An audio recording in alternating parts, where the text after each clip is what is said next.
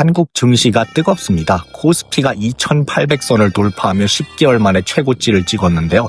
왜일까요? 이재명 대통령의 개혁 정책 때문이라는 분석이 나오고 있습니다.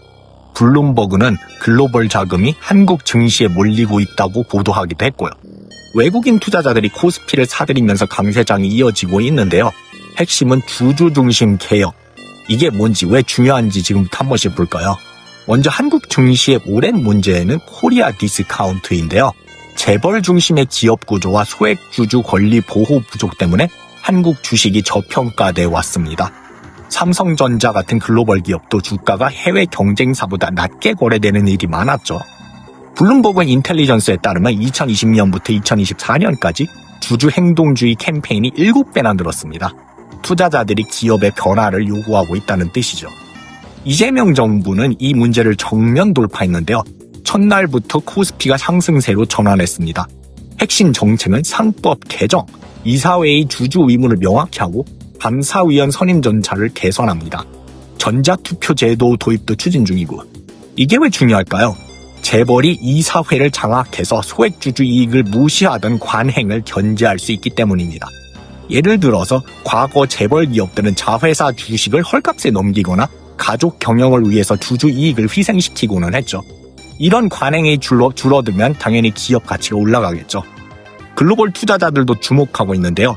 에버딘, 피크테, 프랭클린 템플런 같은 대형 자산 운용사들이 한국 주식 비중을 늘리고 있습니다. 에버딘의 프롭사이암 통통 부대표는 정부와 기업의 협력이 시장 신뢰를 회복할 것이라고 말했죠. 페더레이티드 허미스의 조나선 파이즈 매니저는 저평가된 한국 주식에 베팅하며 포트폴리오를 확대하고 있고요. 이들은 한국이 일본의 밸류업 개혁 초기 단계와 비슷하다고 보고 있습니다. 일본은 10년간 기업 지배 구조를 개선하면서 니케이 지수를 3배 띄웠죠. 한국도 비슷한 길을 갈 가능성이 크다는 거예요. 기업들도 움직이고 있는데요.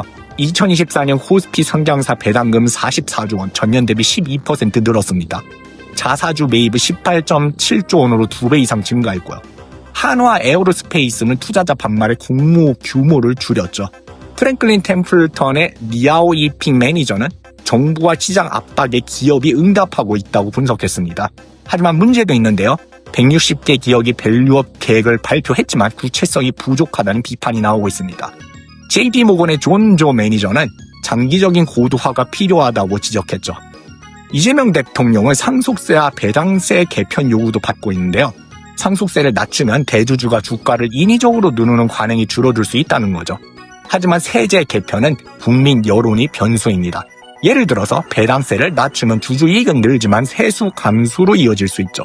정부는 이 균형을 어떻게 맞출지가 관건이고요. 지금 한국 증시는 외국인 자금 유입으로 뜨겁습니다. 취임 첫날 외국인이 1조 500억 원 어치를 순매수하면서 코스피를 2770선까지 끌어올렸죠. 이틀 연속 연고점을 경신했는데요.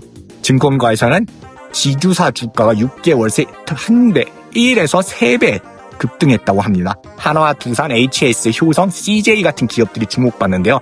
왜 지주사냐? 지배 구조 개혁이 지주사 가치를 직접적으로 띄우기 때문입니다. 그렇다면 이 랠리는 계속될까요? 낙관론과 신중론이 공존하는데요. 낙관론은 이재명 정부의 정책 추진력에 방점을 둡니다. 상법 개정, MSCI 선진국 지수 편입 같은 공약이 현실화되면 외국인 자금이 더 몰릴 거라는 거죠. 반면 신중론은 글로벌 리스크를 지적하는데요. 미국의 관세 인상, 경기 침체, 정치 양극화가 변수입니다. 한국만 홀로 상승세를 유지하기는 어렵다는 거죠. 투자자 입장에서 주목할 점은 뭘까요? 정책 수혜주죠. 반도체, AI, 방산, 내수 소비주는 이재명 정부의 지원을 받을 가능성이 큽니다. 특히 SK 하이닉스 같은 반도체주는 엔비디아 수혜와 정책 기대감이 겹쳤어요. 재생에너지 관련주도 뜨고 있고요. HD 현대에너지솔루션은 장중 12% 급등하면서 52주 신고가를 찍기도 했고요. 마지막으로 이재명 정부의 전략을 짚어볼까요? 부동산 대신 증시로 자금을 돌리는 의도가 보입니다. 부동산 규제 후유증을 교훈 삼아서 증시를 띄우는 정책에 집중하고 있죠. 거래소 방문에서 이 대통령은 배당 촉진을 위한 세제 개편을 준비 중이라고 밝혔는데요. 이게 성공하면 코스피 5천 시대도 꿈은 아니라는 분석도 있습니다. 한국 증시는 지금 변곡점에 있는데요.